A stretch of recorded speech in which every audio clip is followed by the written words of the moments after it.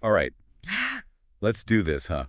We are diving deep, deep into the sometimes terrifying world of English phone calls. Terrifying, yeah. I mean, for me, even as someone who I think is pretty good at talking, I love to chat, Yeah. phone calls in another language, just like, so It's stressful. a whole different ballgame, isn't it? It really is.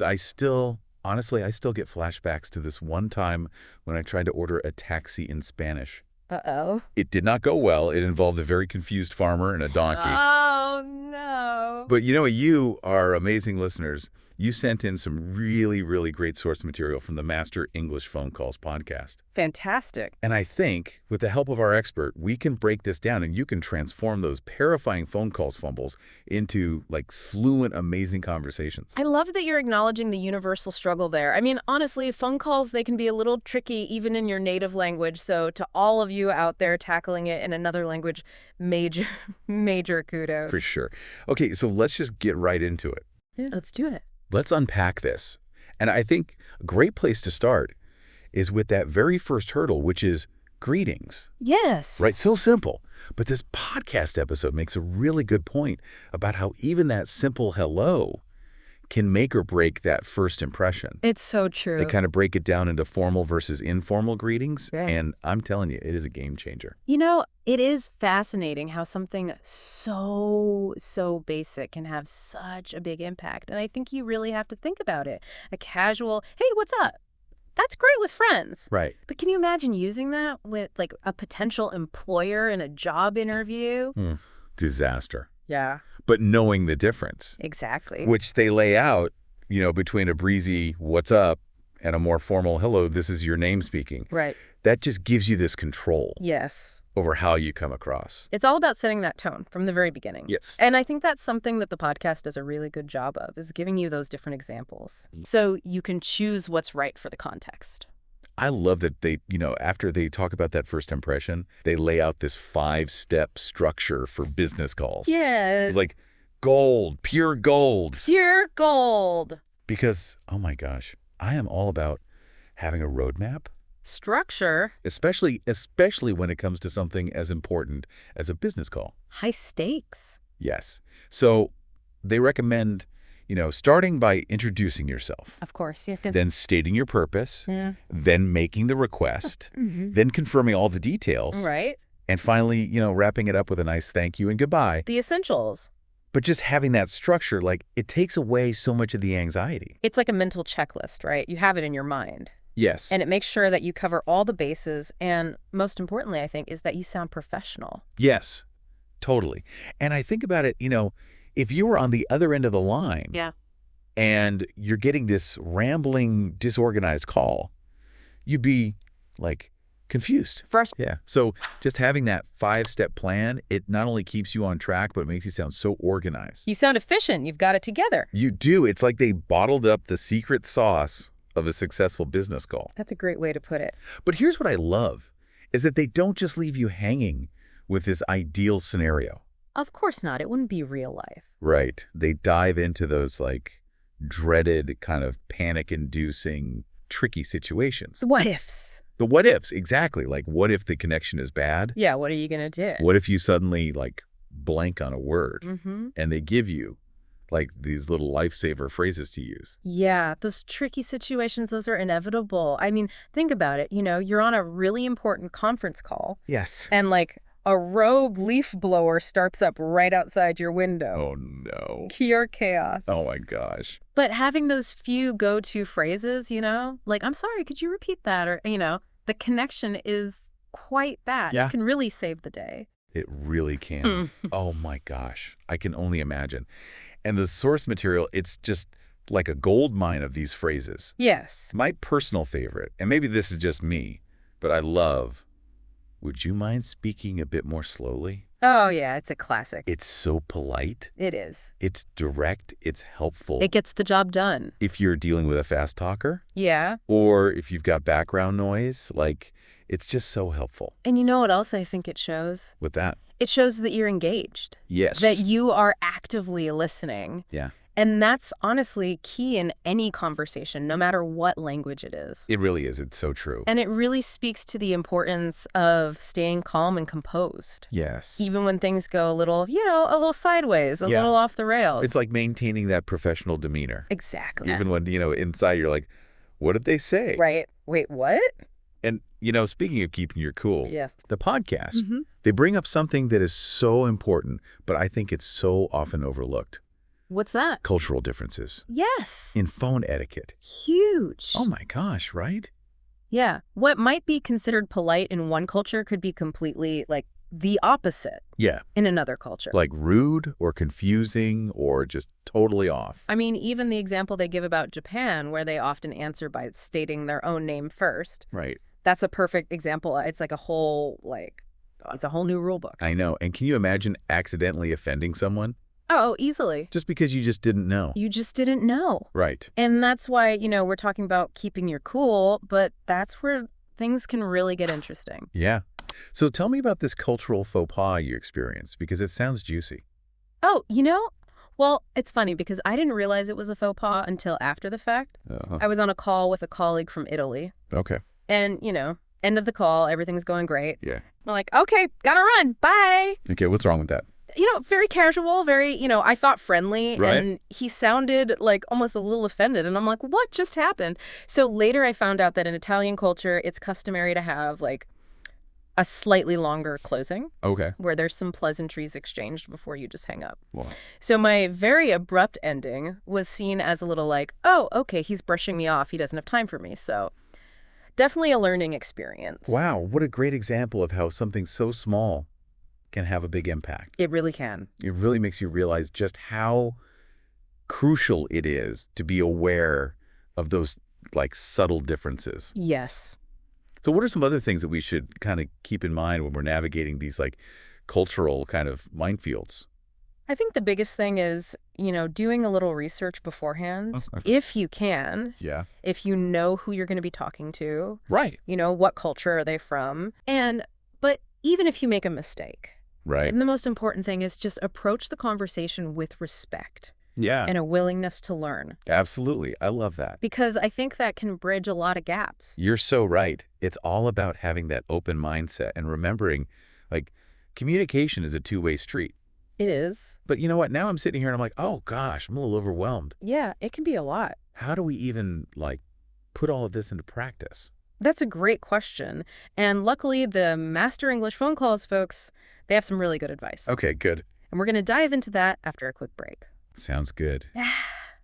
We'll be right back with more tips on how to conquer those English phone calls. Stay tuned. Stay tuned. And we are back, ready to tackle that sometimes scary word, practice. Yes. Because, knowing the rules is one thing, Right.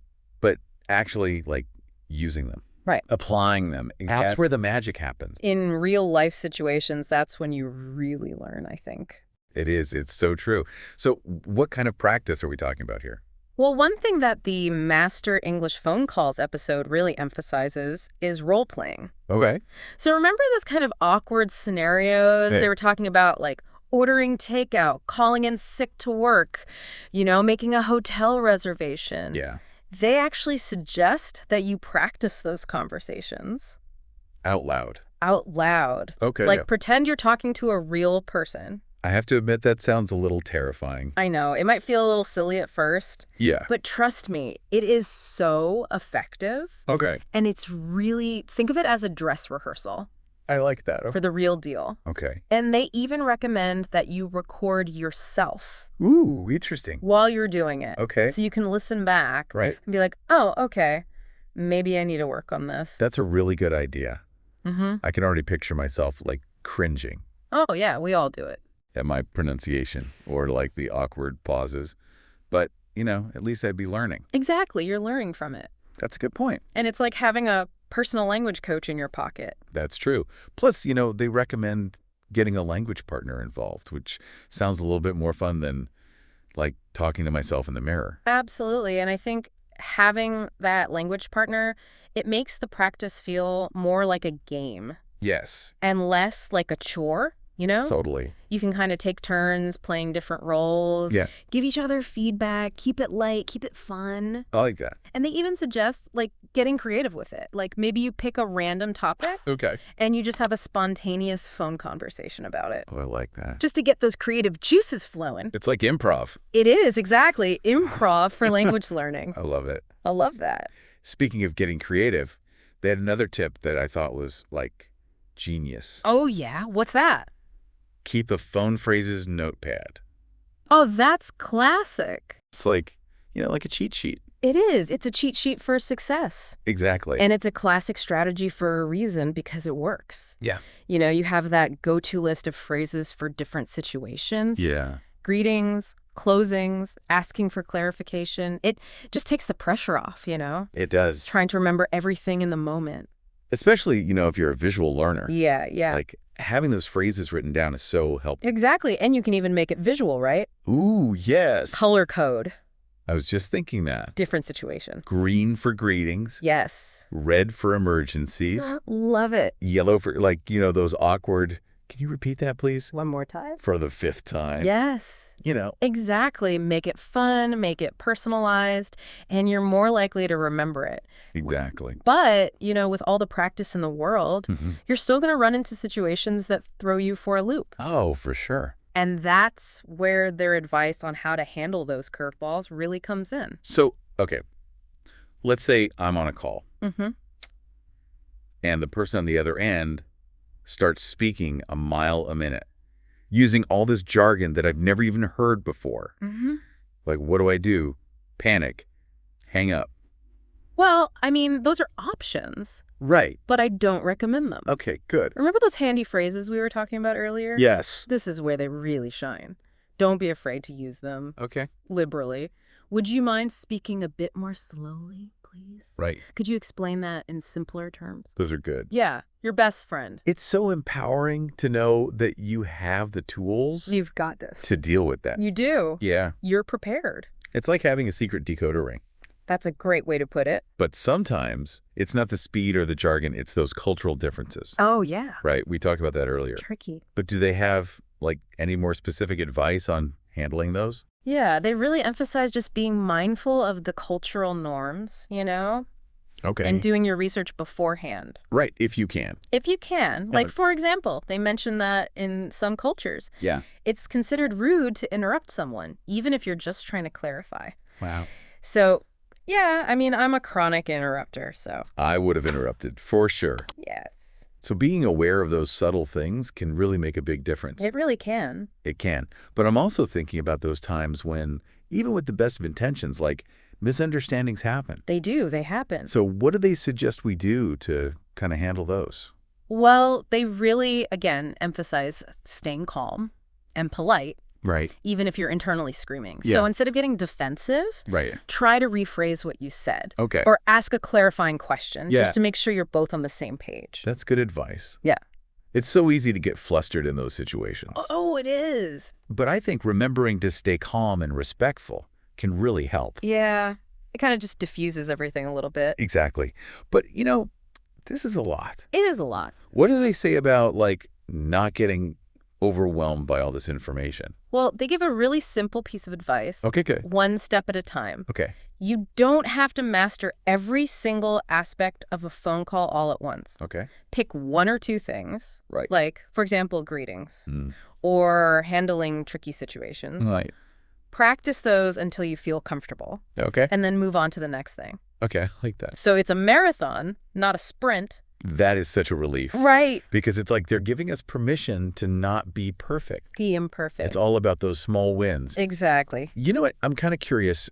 Big picture here. Yeah. We've talked about the techniques. Yeah. The phrases. Right.